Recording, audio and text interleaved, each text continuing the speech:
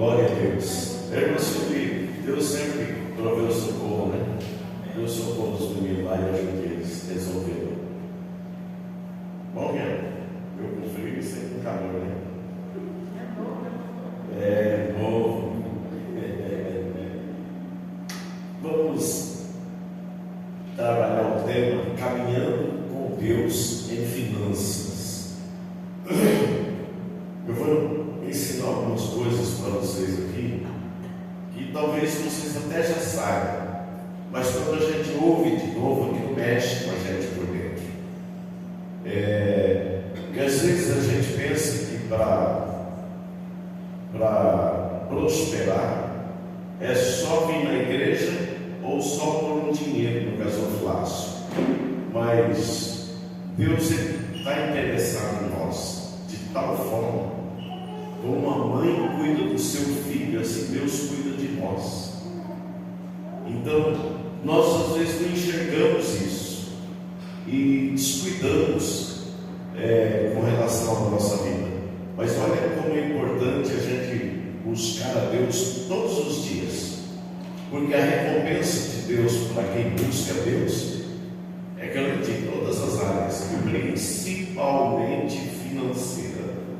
Nós vamos ver isso aqui, segundo Crônicas, capítulo 26, versículo 5, a parte B.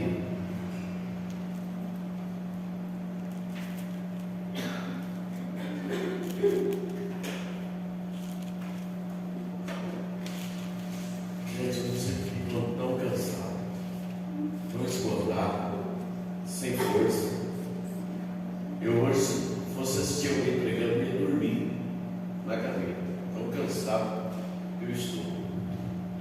Não sei o que fazer, quer dizer, estou fazendo, estou procurando descansar as horas que dá, melhorando isso, mas é só o esgotamento mesmo. Mas eu penso, já venci outras vezes. O texto diz para nós, olha bem, e nos dias em que buscou o Senhor, diga aí, buscou o Senhor. Ah, diga de novo. Nos dias que buscou o Senhor. Buscou o Senhor. Deus o fez prosperar. Diga aí, Deus o fez prosperar. Deus o fez prosperar. Rafael, eu estou feliz de vir aqui. Deus te abençoe, meu filho. Sinta-se em casa, no meio dessa família. Também somos tua família. Irmãos, se você quer prosperar, o segredo está aí. Segundo Crônicas, capítulo 26, versículo 5, diz que o rei Uzias, ele prosperou porque buscava o Senhor. Só que aí tem um ensinamento dentro desse versículo. É a primeira parte dele, por favor, aí, diz: porque Deus se a buscar a Deus nos dias de Zacarias. Zacarias era profeta, Zacarias era o mentor, era o instrutor do rei Uzias. Então Uzias, ele buscou a Deus, instruído e ensinado por Zacarias. A Bíblia ainda fala, quem sabe, nas visões de Deus ou nas revelações. Então hoje, irmãos, Zacarias aqui somos nós ensinando a igreja. Eu aprendo com o que foi dito aqui pelo pastor, e vai ser pastor mesmo, Washington, pelo que foi explicado aqui no texto de Efésios, pela irmã Cleonice, que a Carol falou sobre perseverança, paciência. Sabe por que muita gente não recebe as coisas de Deus? Eles não têm paciência. Eles acham que Deus não vai atender, não vai socorrer, não vai ajudar. Eles não têm paciência para esperar em Deus, congregando, buscando a Deus. Então o texto está dizendo que nos dias de Zacarias, nos dias em que buscou o Senhor, Deus o fez prosperar. Então, se eu quero prosperar, uma das coisas que eu preciso entender, que eu preciso cumprir a palavra, dizimar, ofertar, faz tudo parte da obediência a Deus. Mas, na verdade, o texto aí não está dizendo que ele prosperou porque ele era dizimista, nem porque ele era ofertante. Oferta e dízimo é obediência à vontade de Deus que nos ordena isso. É o mandamento de Deus para nós. E Jesus confirma isso lá em Mateus 23. Agora, o rei Uzias, ele foi instruído e ele começou a reinar muito novo. Ele tinha 16 anos quando ele começou a reinar. Esse camarada reinou, não sei se 40 ou 50 anos em Jerusalém, eu não me lembro agora os anos que reinou, mas ele reinou muitos anos. Agora, ele foi instruído a buscar a Deus nos dias que ele tinha profeta Zacarias orientando ele. Às vezes, irmãos, nós falamos de alguém cutucando a nossa costela, que a gente vai ficar tão folgado que a gente não busca Deus. A gente se acostuma a vir na igreja e voltar para casa. E o vir na igreja e voltar para casa não é o que muda a nossa vida. O que muda a nossa vida é buscar o Senhor. Como que a gente busca Deus, pastor? Jejum, oração, estudo da palavra e obediência. Aquilo que nós já sabemos. Porque se o dízimo abre as janelas do céu, quem busca Deus é dizimista. Se a oferta é um plantio para uma colheita futura, quem busca Deus também planta, também oferta. Então são ensinamentos para uma vida próspera. E o tema da mensagem, como eu disse, caminhando com Deus em finanças, Uzias, ele era da idade de 16 anos, ele era um menino, jovem, um adolescente, na verdade, nem jovem era. Jovem é meu neto, que tem 22 anos. Abaixo de 19 anos, a Bíblia fala que a gente entende as fases da vida, 16 anos é adolescência. Então ele era um adolescente quando começou a reinar, mas ele era da geração dos reis de Israel. Então, aliás, nem é Israel, é Judá. E ele tinha o mentor que era o Zacarias, o professor dele espiritualmente falando. Era um homem que ensinava ele a lei de Deus. Então a gente vem no templo, o templo é a escola. Aqui a gente aprende a lei de Deus, que é a vontade de Deus para a nossa vida. Quando a gente sai da porta para fora, a gente pratica. E nós precisamos tanto entender isso, quanto pensar sobre isso. Se eu não pensar sobre isso, eu acho que não valeu a pena ter vindo na igreja. Então nós precisamos pensar realmente o que nós estamos fazendo com a nossa vida. Tem gente que diz assim, se for assim, não adianta na igreja. Não adianta na igreja, porque não adianta ir no centro de macumba, ir no barzinho da esquina, afogar as mágoas num copo de cachaça. Não, isso não adianta, isso piora, né?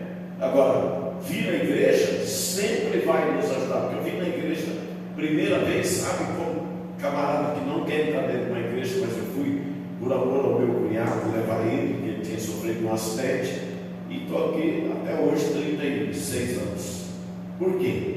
Porque um dia eu entrei na igreja e ouvi a palavra, aqui é a escola de Deus. Deus está nos trabalhando aqui, moldando a nossa personalidade, o nosso caráter. Ou eu busco a Deus, porque eu amo a Deus, e quero ter um relacionamento com Ele, como? Orando. Meu Deus falou isso aqui. Nossa oração é nós falando com Deus, a leitura da Bíblia é Deus falando conosco. Então, se eu estou fazendo isso, eu estou buscando o Senhor. Aí o resto é obediência. Porque se eu obedecer à vontade de Deus, à palavra de Deus, Deus vai conceder para mim o desejo do coração dele. Isso aí, nós temos vários ensinamentos dentro da Bíblia a respeito disso, e se eu fosse caminhar, estou com vários textos aqui, então vou tentar trabalhar nessa linha sem sair muito fora. Lucas 6,38, meu filho.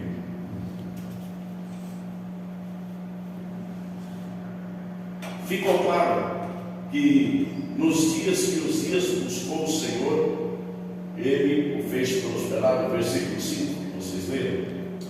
Porque Deus, se buscar a Deus, nos dias de Zacarias, sabe nas visões ou nas revelações, de Deus, e nos dias em que buscou o Senhor, Deus o fez prosperar. Quer prosperar? Gaste um tempinho com Deus. Começa todo dia, põe uma ordem na tua vida. Põe uma ordem na tua vida. Eu cheguei em Pirapozinho, irmãos. Era uma situação assim, não vou contar isso agora porque é longo o testemunho, mas era uma situação de derrota na vida das pessoas. Eu comecei a ensinar isso para eles. Deus, logo na minha chegada, me deu Josué 8. Não se aparte da tua boca o livro desta lei. Antes, medita nele dia e de noite. Tenha cuidado de fazer conforme nele está escrito. E o Senhor teu Deus fala,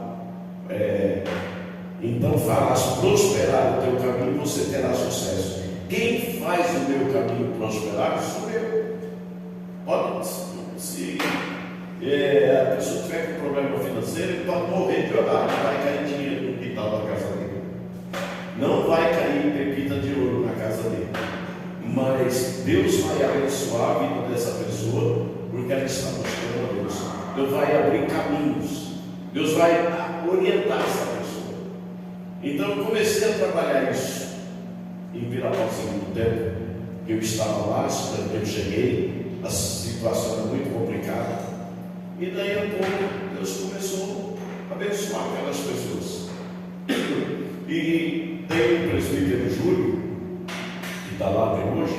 Ele disse assim: todos os pastores que passaram por aqui no meu tempo, ele dizia, os testemunhos dele, eu olhava para a vida deles, eu via que eles pregavam, mas eles não punham em prática o que pregavam. Todos gente boa, mas tinha maneira deles viver e tinha maneira deles ensinar. Mas eu sempre observei a vida do pastor Adelino, que ele prega e ele vive o que ele prega. E eu morei do lado da igreja 7 anos. E o que aconteceu? Ele começou a me copiar também. E outras pessoas começaram a viver aquilo que eu estava ensinando. E o resultado foi uma igreja que começou a prosperar. Não tinha nem nome na parede. A irmã da irmã Cleonice morou lá, trabalhou lá, o marido dela, o pastor 2 anos e meio, sofreu um monte lá, um monte. Eu substituí ele na saída dele, foi eu que fui para lá. Não tinha nem nome na parede do salão. Não tinha, olha, não tinha gente quase. E o pouco que tinha lá no tempo dele, ele saiu. Quando ele chegou, quando eu cheguei, não quiseram ficar comigo. E não tinha recurso. Eu 2 anos não tinha salário da igreja, mas nunca passamos necessidade. Nunca levantamos para não ter pão, café ou leite, e nunca sentamos à mesa para faltar o alimento ou não ter mistura. Era uma coisa que Deus fazia conosco ali. Só que eu vivia no jejum, na oração, 24 horas por dia, direto. E hoje, se eu tenho uma vida em paz, equilibrada e de pé, é porque eu faço isso ainda. Eu ainda busco o Senhor como eu buscava antigamente, não com a força que eu tinha, porque hoje já tomo um punhado de remédio por dia. Meus jejuns já não são tão longos por causa do diabetes, porque dependendo das horas que eu fico sem comer, na minha bolsa eu já levo. Tem house na bolsa, na outra bolsa tem house. Eu sempre tenho que ter uma balinha por perto, porque a glicose baixa e começa a passar mal. Às vezes mesmo no carro tem também, porque de repente passei várias horas sem comer e preciso de uma balinha. Então o diabetes, ele tem essa miserável, ele tem essa vamos dizer assim, essa característica de, se você facilitar, pode desmaiar. Um dia lá na porta da igreja, terminou o culto, um irmão caiu lá. Aí correram uns para lá e outros me chamaram: pastor, olha para o fulano, ele desmaiou. Eu falei: cadê? Ele é pronto-socorro, ele é diabético. Chegou no pronto-socorro, na hora, pegaram, já levaram 32, estava a glicose dele.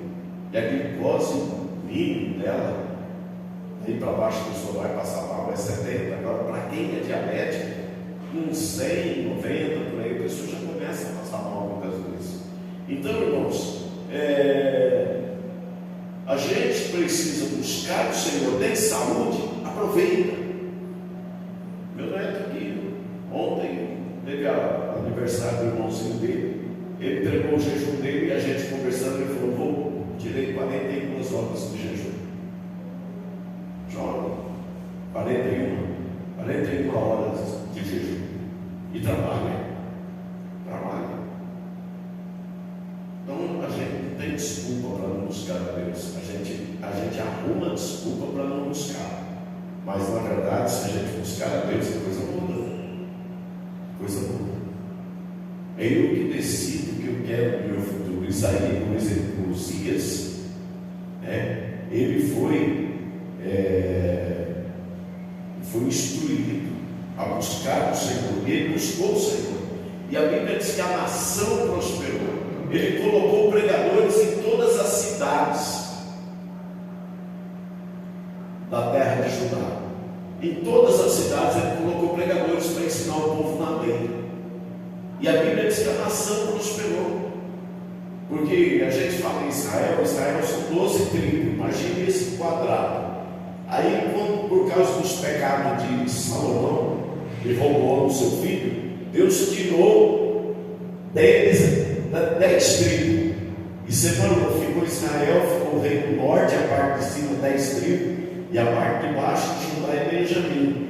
Então ele é o rei da parte menor em proporção de terra. Mas nas cidades de Judá e Benjamim ele coloca pregadores para ensinar o povo na lei, e o povo prospera. E a Bíblia diz que Deus deu para ele sabedoria para fazer máquinas de guerra, fabricar máquinas de guerra. Foi o primeiro rei que a gente ouve falar isso. Enquanto o inimigo vinha atirando uma flechinha, ele tinha uma máquina que atirava centenas de flechas ao mesmo tempo. Jogava aquele punhado dentro da máquina e a máquina. E ele colocou essas máquinas em cima dos muros de Jerusalém. Ele foi um homem muito abençoado por Deus, mas nós vimos isso no versículo 5. Eu pedi para ir no 6 lá de Lucas, mas eu estou amarrado aqui, porque eu quero deixar isso muito claro. O texto vai dizer que Deus o fez prosperar, porque buscou o Senhor. Aí cada um de nós tem que decidir se nós estamos realmente buscando o Senhor, ou buscando as coisas que o Senhor pode nos dar. Às vezes a gente já levanta pensando nos problemas, pensando como que tem que trabalhar, tem que resolver problema, se não trabalhar não tem dinheiro, isso é uma verdade. Mas eu buscar o Senhor, onde estamos deixando? Como está sendo a nossa vida de buscar o Senhor? Vocês estão entendendo?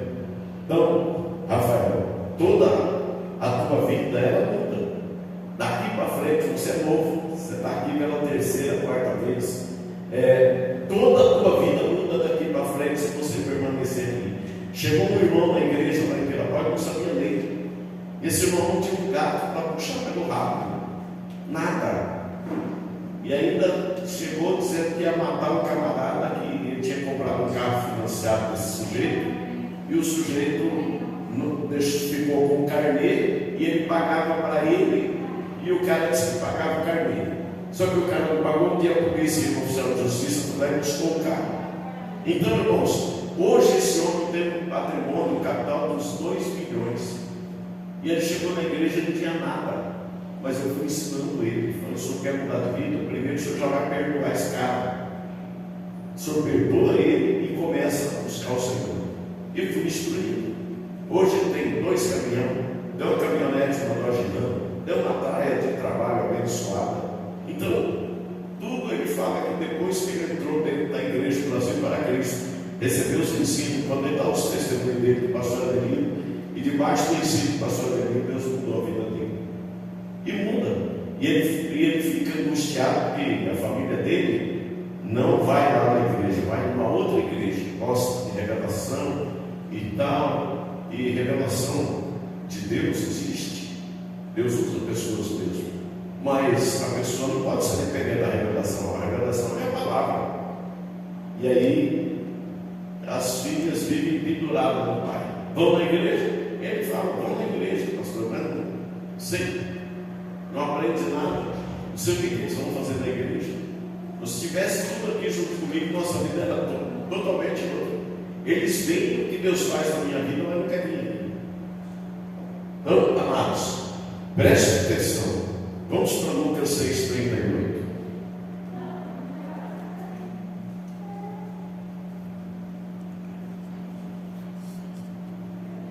O texto diz o que para nós? Dai, ser-vos-á dado. Então, primeira coisa, eu tenho que dar a Deus. Jesus disse: a César o que é de César, a Deus o que é de Deus. Então, o que é de César, 90% fica na tua mão para cumprir teus compromissos. 10% é do Senhor. E a outra parte, que é a oferta, isso aí é voluntário, cada um faz segundo as suas condições, o que propôs no seu coração. Agora olha bem, dai e ser-vos-á dado, boa medida, recalcada, sacudida e transbordando. Sabe o que significa isso?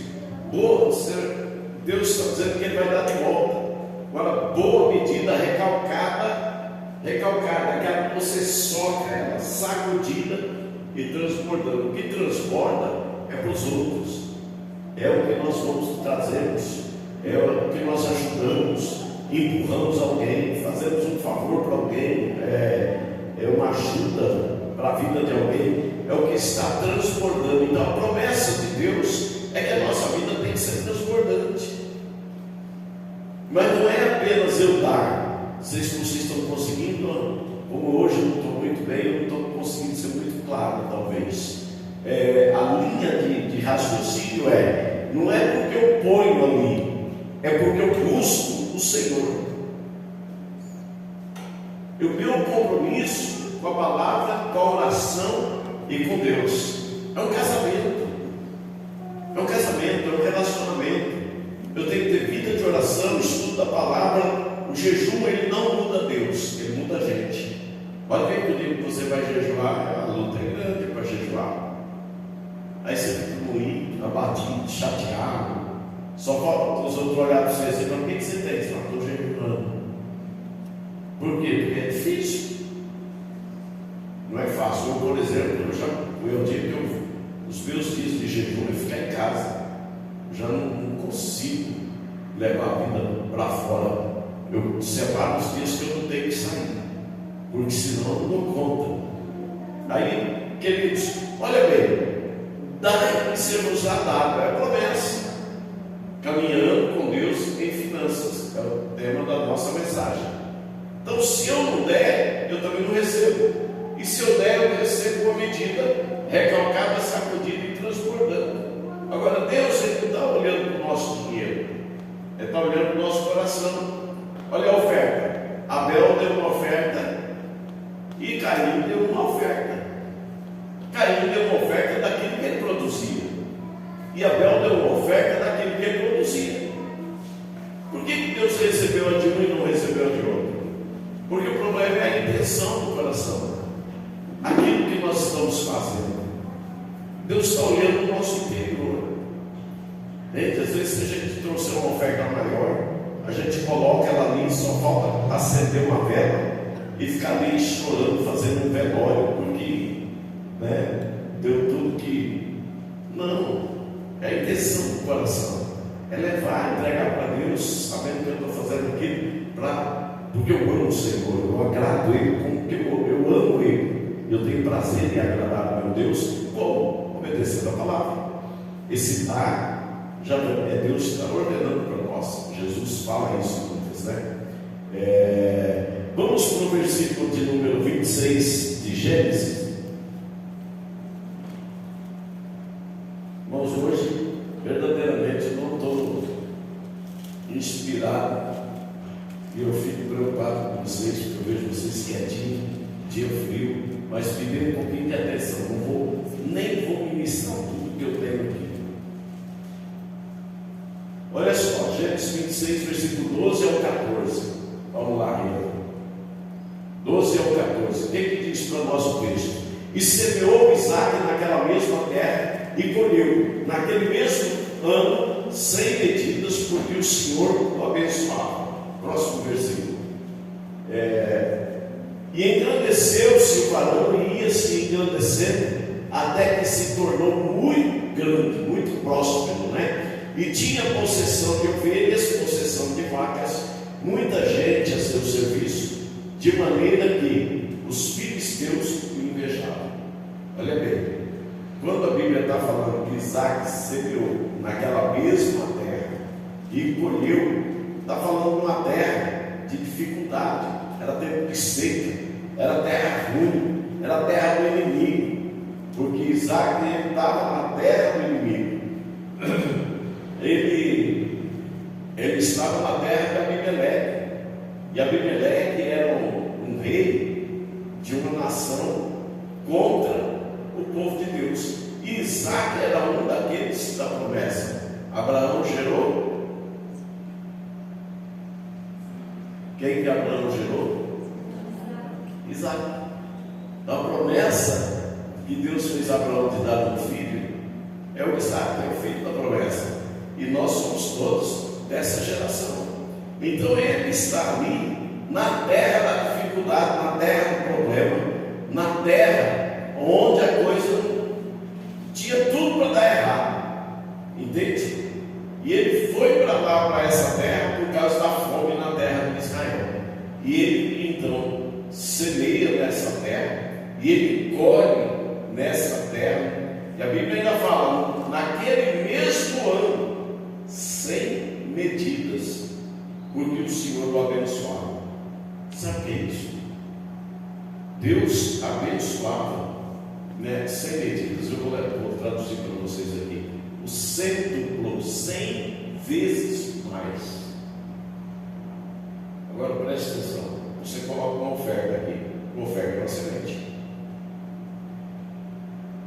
Teu dízimo é uma semente de obediência, porque você trouxe por obediência. Agora, se você não buscar o Senhor, a prosperidade talvez não venha. A gente começa a andar com Deus no piloto automático. O que é o piloto automático? Esses carros mais novos tem. Aí você está na estrada, você põe no piloto automático, pode tirar o pé do acelerador e ficar só rolando na mão. Só pisa no freio se tiver que frear, não precisa acelerar, você mantém a velocidade que você quer. E às vezes nós buscamos a Deus no piloto automático. Nós nos acostumamos a vir na igreja, ouvir a pregação, cantar o louvor, colocar a nossa oferta, enviar o nosso dízimo, e a gente já sabe que, vamos dizer, fazendo isso, estamos fazendo a coisa certa, e acabamos nos conformando com Ele. E o que Deus espera de nós é que nós vamos além. Olha, esse camarada, a semente dele era semente na terra, e ele tinha uma colheita, teve uma colheita 100 vezes maior no mesmo ano. Eu estou indo devagar aqui, deixando vocês pensar. Será que Deus não quer fazer aqui também no nosso meio?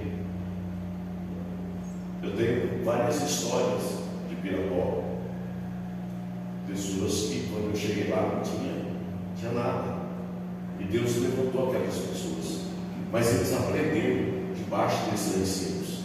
Então olha bem, às vezes nós somos conformados com a nossa vida de pouca oração, pouco estudo da palavra, não nos dedicamos como deveríamos, e a gente acaba então vivendo no piloto automático.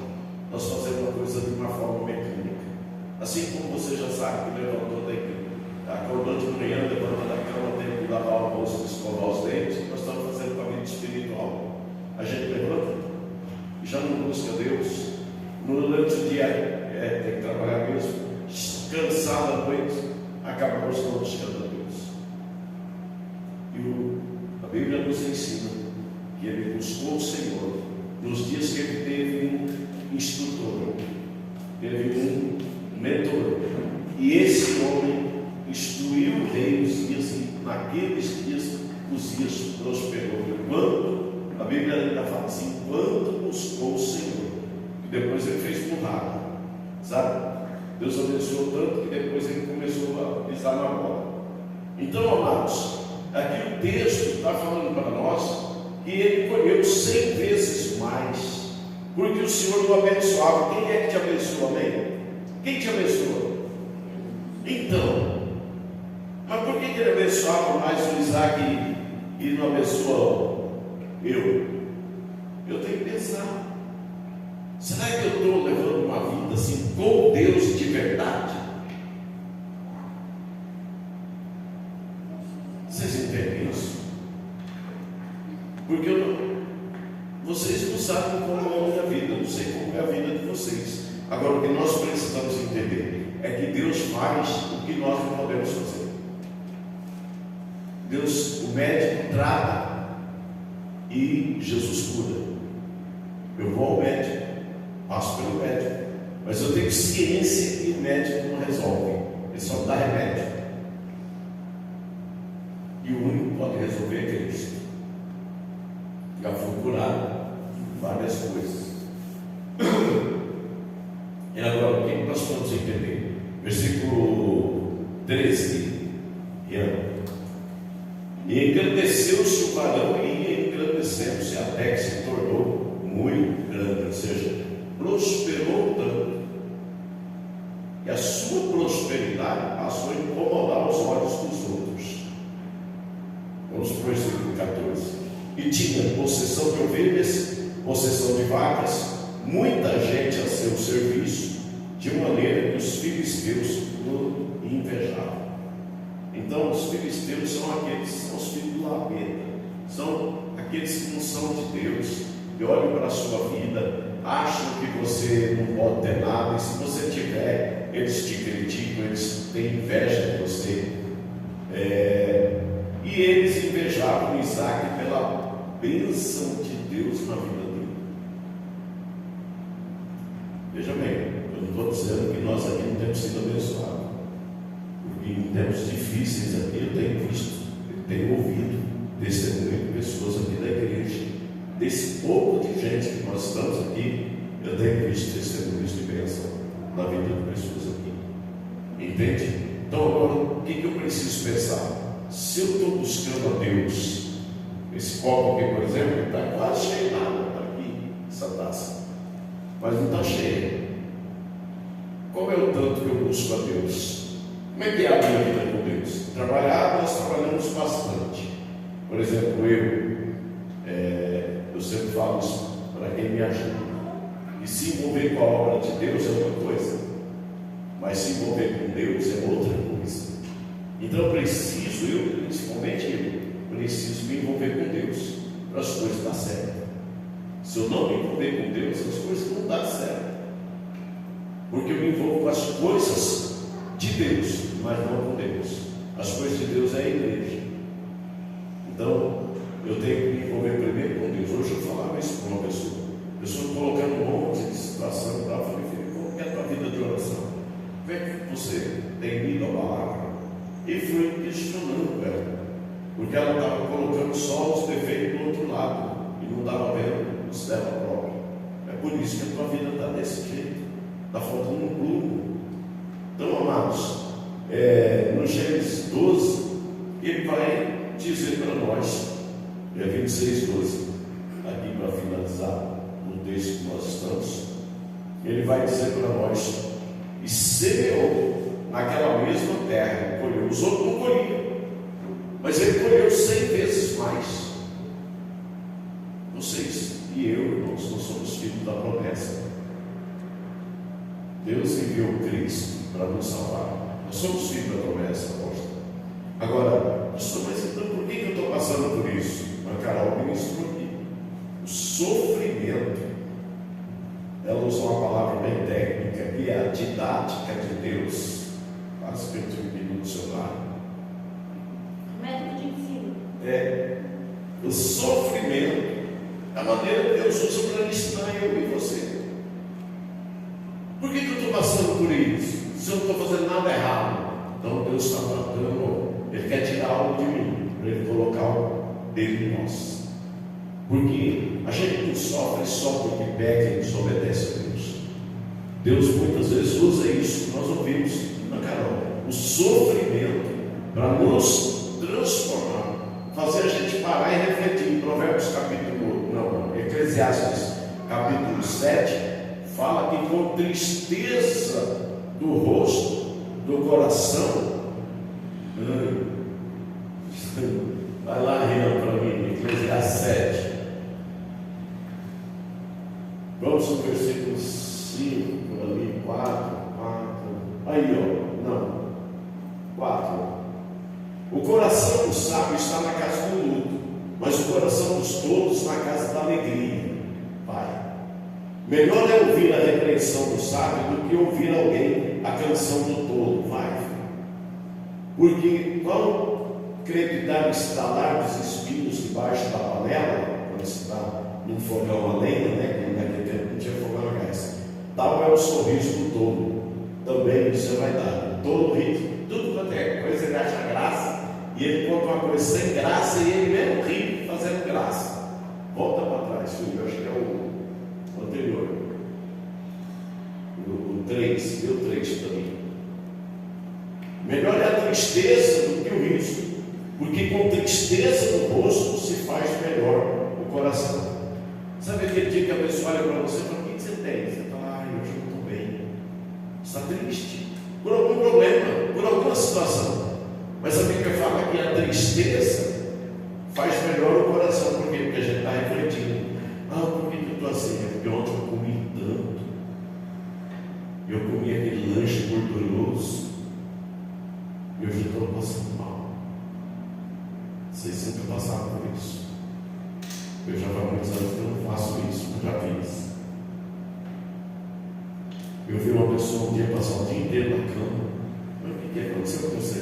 Aí eu comi quase 1 quilo de canjica. Entendeu? Então toma 1 quilo de laxante para poder ajudar a liberar esse livro. Estou dando uns exemplos bons para a gente pensar. Às vezes nós não estamos bem, mas por que não estamos bem? O que é que nós fizemos? Pastor, eu não fiz nada, nadinho, mas estou passando por isso. Não estou enfermo, não estou doente, mas estou passando por essa situação. Estou triste por essa causa. Deus talvez está nos ensinando. Não estou triste por causa de fulano, por causa daquela pessoa que fez isso, fez aquilo. Às vezes Deus está me ensinando com o erro daquela pessoa, dizendo assim: não faz a mesma coisa, senão a tua vida vai dar errado. Você entende? Quantas vezes eu estava no meu escritório pensando em ir embora para casa, pegar meus filhos, 2 meninas, o pastor Rodrigo, e com eles, tomar um sorvete, passear à noite, e chegar com os gerentes de empresa ligavam para mim, porque eu tinha um trabalho de atendimento a empresas grandes, e às vezes 1, 2, 3 daqueles gerentes ligavam para mim e falaram: Adelino, vamos lá tomar um negócio aqui, ou vamos jantar lá em tal lugar. Aí como que eu ia dizer não? Eles eram os meus clientes, eram eles que davam serviço para a empresa que eu trabalhava.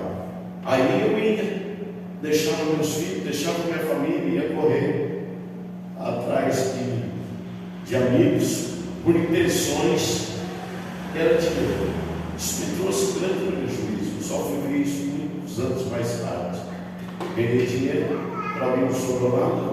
A empresa que eu trabalhava cresceu muito, mas eu não fiquei com lucro daquilo. E o prejuízo foi na minha casa, foi na minha família, naquele tempo.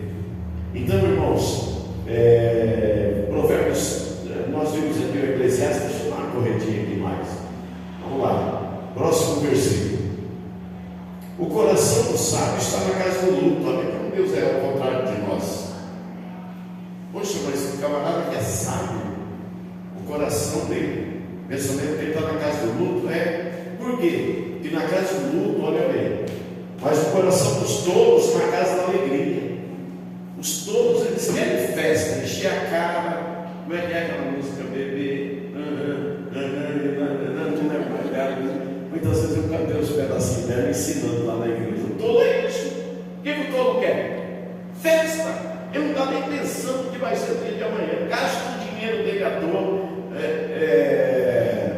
Isaías 55 diz: não gasteis o nosso dinheiro naquilo que não é bom. Ou seja, gasta o dinheiro às vezes naquilo que faz mal à saúde. Vai intoxicar o corpo com substâncias. E a gente mesmo usou o dinheiro suado da gente para comprar, para botar para dentro. E aí ele vai dizer, porque o coração do sábio está na casa do luto, ou seja, o sábio dá uma olhada lá e fala, esse paletó de madeira aí também é para mim, eu vou passar por aí, então eu vou guardar a minha salvação, vou buscar o Senhor, porque quando os meus olhos se fecharem nessa terra, o corpo vai para o cemitério, mas a minha alma vai para o céu, ao encontro do Pai.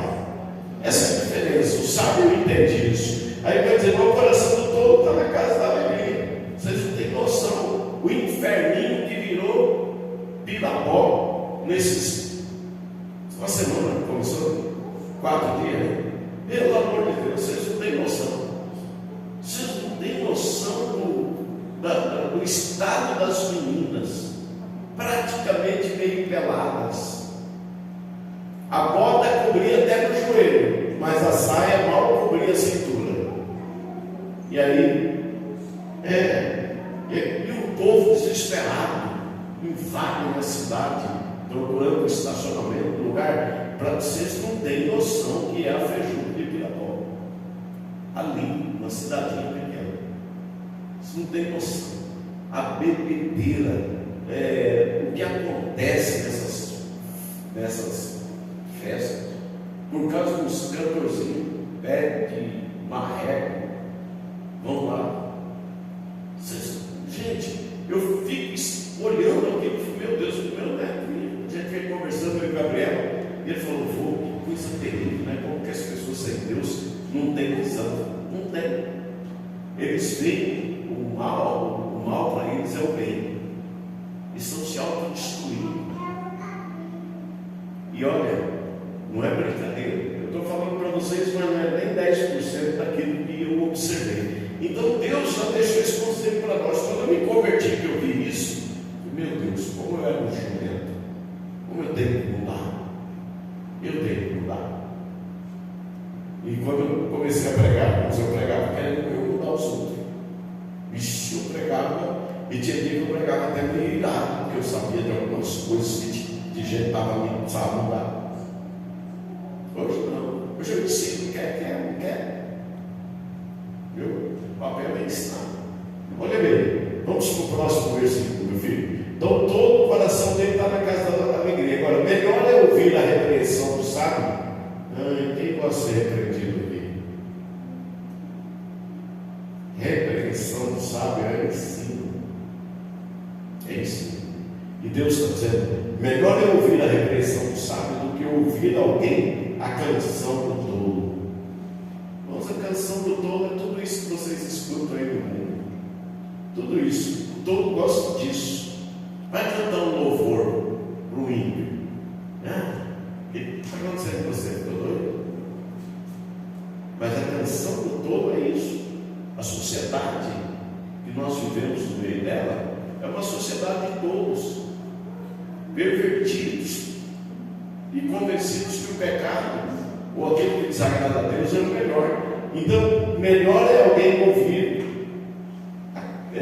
a repreensão do sábio do que ouvir a canção do tolo. E nós precisamos entender isso, que a repreensão do sábio está aqui para nós, é a palavra. Por isso que eu gosto de trabalhar com a Bíblia em Tata Show, porque não é assim, o pastor falou. Não, Deus falou conosco. Em alguma parte, Deus vai falar comigo ou com alguém, como já falou aqui essa noite. Próximo versículo, meu filho. Olha, porque qual crepitar o estralar dos espinhos debaixo de uma panela, tal é o riso do tolo, também isso é vaidade. Quem já teve cozinha com fogão a lenha? Tem uma turma aqui da minha geração. Maiara não é, Maiara é jovenzinha. Mas tinha fogão a lenha, né? Lembra que tem, hoje, para fazer a comparação com os que não tiveram fogão a lenha, carvão da churrasqueira. Já viu aquele carvão que estrala, sai faísca para todo lado? É o crepitar dos espinhos. É a madeira estralando ou estalando no fogão a lenha, debaixo da panela. E o Senhor está dizendo, porque qual o estalar dos espinhos ou da madeira debaixo de uma panela, tal é o riso do tolo, também isso é vaidade. Passa aí nas rodinhas. Quando vocês veem passando em determinado lugar, veio lá o povo bebendo, enchendo a casa, de autodestruído com álcool, com vícios, e eles estão rindo. Só que quando eles botam a cabeça no travesseiro, a vida deles é uma catástrofe. O buraco está dentro. É lamentável. E a gente ora. E olha, eu demorei esses dias para o Pirapauzinho, eu oro todo ano. Todo ano. Quando acabou. Ai, glória a Deus. Porque o mundo viu a quantidade de jovens lá. Gente, parece um chiqueiro aquele negócio quando chove. Lama. A grama vai ficando lameada. Tanta gente, monstro. Mas estão lá. Bota o frio que tiver. Estão lá. Deixa eu ver se tem mais um versículo aqui. Eu gosto desse texto para os velórios, irmãos. Velório eu pego a moçada e pego com força. Vai para o 9 aí, vamos ver o 9. Vai para o. Olha só o 9 que diz: não te apresses por teu espírito a irar-te, porque a ira abriga-se no seio dos tolos. Gente irada, gente brava. Olha o que a Bíblia está dizendo. E a ira se abriga dentro dos tolos. Ou seja, quem tem o Espírito de Deus, ele compreende, ele é pacífico, ele é diferente. Mas se eu não tiver o Espírito de Deus, eu vou ser igual aos tolos. Qualquer coisa eu fico arrepiado. A ira abriga-se no íntimo dos tolos. Então nós vamos pensar: o que é que nós estamos fazendo com a nossa vida? Vamos para o próximo versículo que eu quero mostrar algo legal para vocês. Olha outra coisa. Tem gente que fala assim: nossa, antigamente era tão bom. Eu fugi um pouco do texto, tá? Nunca digas, porque foram os dias passados melhores do que estes. Tem gente que diz assim: nossa, antigamente era tão bom. Como era bom aquele tempo. E Deus está dizendo: não diga isso. Olha bem, melhores do que estes. Foram os dias passados melhores do que esse, porque nunca com sabedoria isso perguntarias, ou tu dirias isso com sabedoria. Sei que os dias passados foram melhores. Aquele tempo era tão bom, a gente tinha isso, tinha aquilo, fazia isso, fazia aquilo. E Deus está dizendo: nunca diga isso, porque com sabedoria ninguém falaria ou diria uma coisa dessa. É todo quem faz isso também aos olhos de Deus. Vamos para o próximo, deixa eu ver se eu acho aqui. Olha agora. Tão boa é a sabedoria como a herança. Todo mundo quer uma herança. Quem quer uma herança aí diz amém? Eu também. Se tiver alguém que quer deixar alguma coisa para mim, eu vou ficar feliz. Agora, diz: tão boa é a sabedoria como a herança. E dela tiram proveito os que veem o sol. Ou seja, os que veem o sol tiram proveito tanto da herança quanto da sabedoria. Próximo. Porque a sabedoria serve de sombra, como de sombra serve o dinheiro. Quem não quer ter dinheiro? Quem não quer estar na sombra de dizer assim: minhas contas não pagam, tenho dinheiro guardado, posso fazer isso, posso fazer aquilo. Então a Bíblia está dizendo que a sabedoria serve de sombra, como o dinheiro serve de sombra, como de sombra serve o dinheiro. Por que gente rica você não vai chegar na igreja? Ninguém vai chegar na igreja assim e falar: estou vindo para cá, eu tenho muito dinheiro, a coisa está boa, e eu já estou chegando aqui trazendo um dízimo para essa igreja. A gente não vê essas coisas. A gente vê as pessoas chegando e Deus levantando elas. Então Deus está dizendo que a sabedoria, porque a sabedoria serve de sombra, como de sombra serve de dinheiro. A pessoa que tem dinheiro, ele está preocupado em vir na igreja, adorar a Deus, ler a Bíblia, orar. Eles se preocupam com isso. Só está aí para nós aprendermos com o erro deles. E às vezes nós estamos vivendo igual eles. Pior é isso. Vamos lá, para finalizar isso. Mas a excelência da sabedoria é que ela dá a vida ao seu possuidor. Sabe o que é a sabedoria? É Cristo, que foi revelado a nós. Cristo é a sabedoria de Deus para nós. Paulo fala disso em Coríntios, acho que é a primeira, segunda ou terceira carta. Provérbios 8 e 9 fala disso, e outros textos falam disso. Então a sabedoria, a excelência da sabedoria é que ela dá vida ao seu possuidor. A pessoa pode ter muito dinheiro, viver uma vida regalada, depois morre, vai para a sepultura e vai para o inferno. Porque o dinheiro foi a sombra dele nessa vida. Lembra aquela passagem daquele camarada que morre e vai para o seio de Abraão? Como é que chamava ele? Me ajude aí. Parábola do Lázaro e do mendigo. Lázaro e o mendigo. O mendigo morre e vai lá para o seio de Abraão. Lázaro era o mendigo. O Lázaro era o mendigo. E ele ia na porta da casa do mendigo, do rico, comer das migalhas que eram lançadas, vamos dizer, ia na lata de lixo do rico, comer as coisas que eram jogadas no lixo.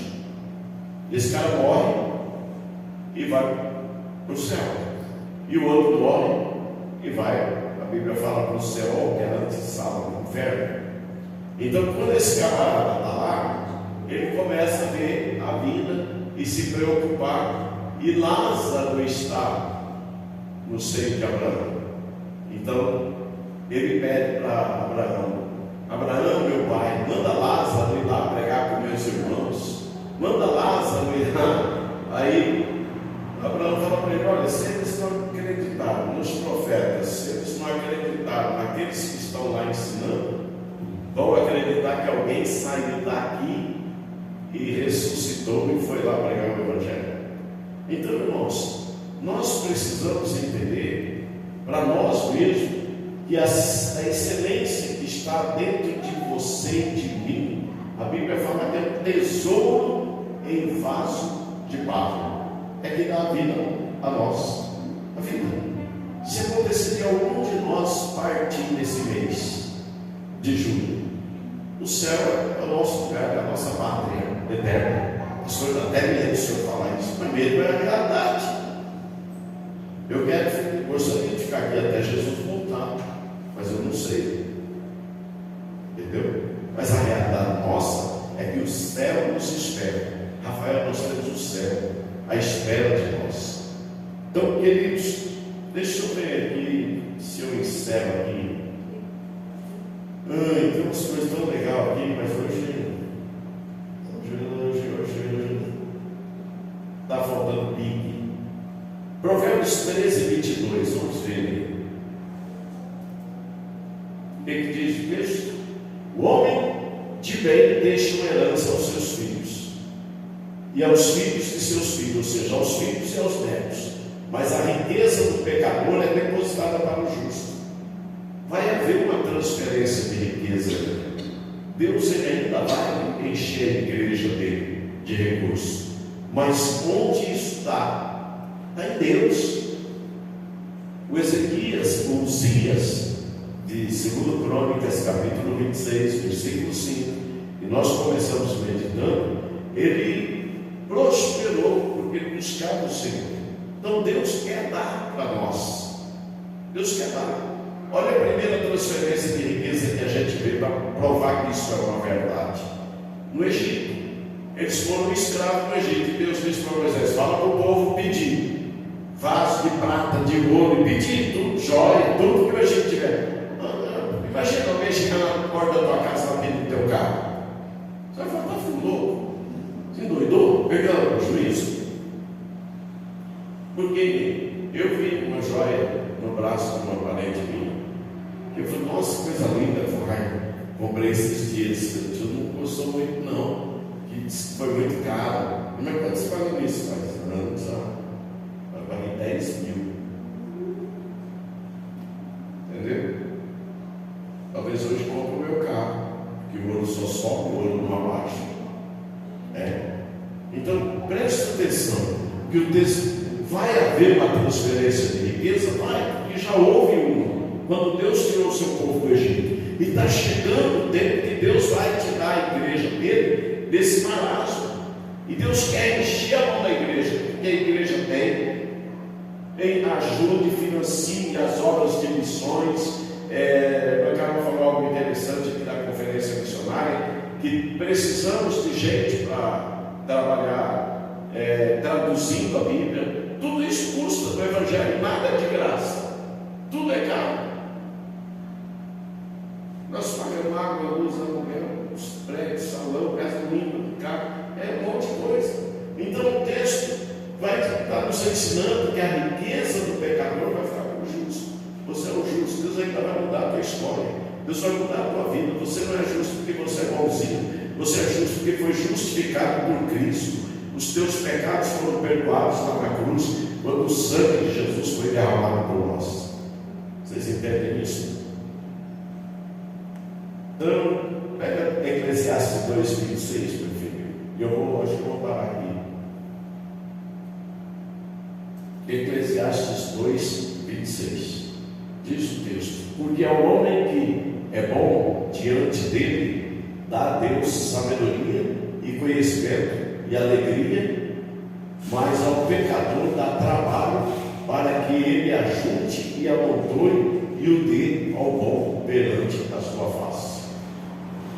Tem coisa que vai ser revelada a nós ainda mais para frente por Deus. Mas olha bem, ao homem que agrada a Deus, meu espírito, ao homem que, porque o homem que é bom ou que agrada a Deus, diante dele, esse dele, ele está falando de Deus, dá a Deus sabedoria e conhecimento e alegria. Olha, essas coisas têm que andar em nós.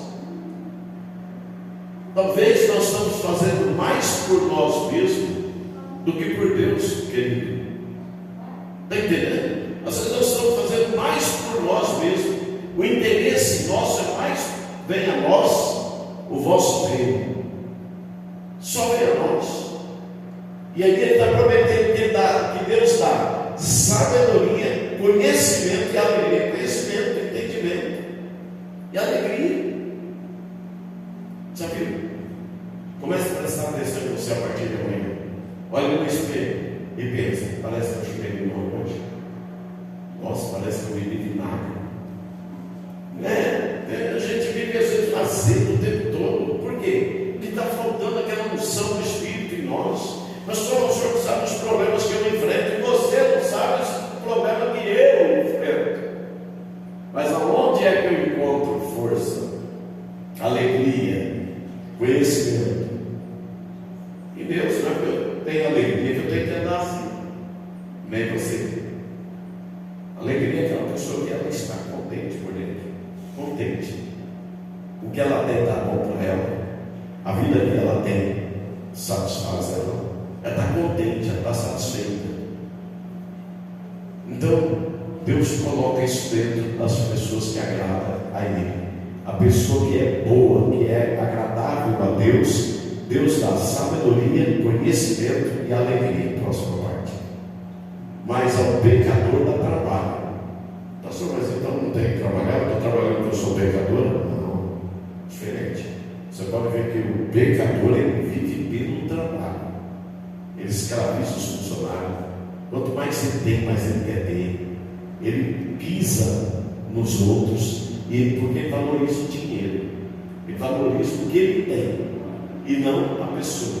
Mas ao pecador dá trabalho para que ele ajude e amontoe e dê ao bom perante a sua face. Ou seja, uma hora isso vai passar para a mão dos outros. Entendeu? Eu vou parar por aqui hoje, irmãos. Eu ainda tinha aqui 1, 2, 3, 4, 5, 6, 7 vezes. Eu ministrei toda essa mensagem domingo. Eu vou até pedir para a senhora não postar essa, porque não está legal.